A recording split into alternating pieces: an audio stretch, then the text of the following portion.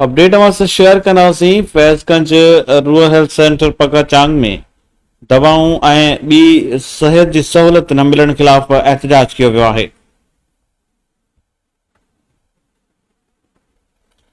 ज़ीशान भट्टी national press club फैज़गंज पहुतो, जिते हिन इल्ज़ाम हणंदे पंहिंजे बयान में चयो आहे त जो जिस्म की कमज़ोरी जे लाइ थेलीअ जे लाइ वियासीं, सो डॉक्टर चयो त बाबा असां वटि का शइ कान्हे, हे गोरियूं ॾिनियूं अथनि, हाणे हे ॾिसो हे जिस्मानी ताक़त पूरी कंदियूं, हे जिस्म जो पाणी पूरो कंदियूं।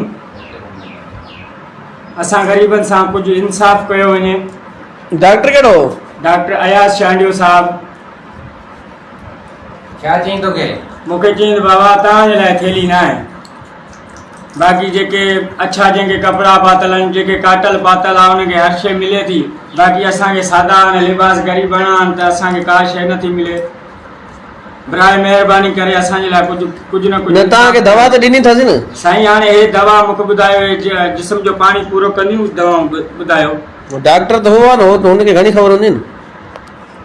साईं डॉक्टर त उहो आहे, मञूं था, पर जिस्म जो हिन सां पाणी पूरो थींदो? तव्हां ॿुधायो भला। हे ॾिसो गोरियूं आहिनि, हे एक्सपायर्ड गोरियूं आहिनि, बुखार जूं टिकियूं आहिनि, हे काॾूं असांखे रहंदो, असांखे बीमार कंदियूं, असां ग़रीब माण्हू काॾूं दवा वठंदासीं।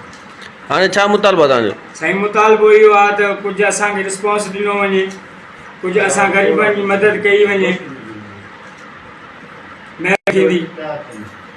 हा साईं, चवंदा दवा आहे कान अस्पताल में, इहो बि हिकिड़ो पुराणो कार्टून पियो हुन वटि, उन मां 3-4 टिकियूं कढी ॾिनियूं अथई।